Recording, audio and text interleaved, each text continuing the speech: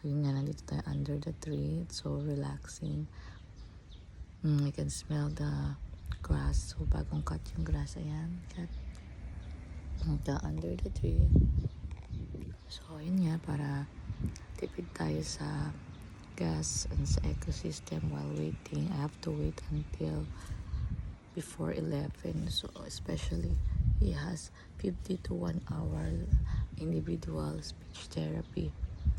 I know sometimes, sabi nga dun sa story ng the turtle and a hare or a rabbit,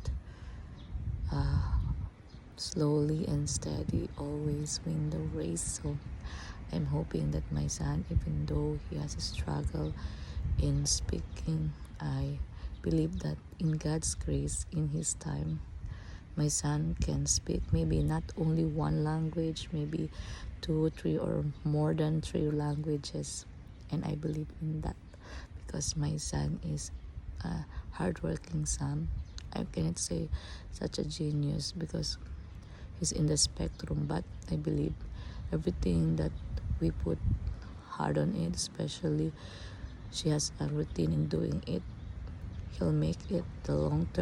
His long-term memory will grow and grow, and in time he can speak well. In Jesus' name.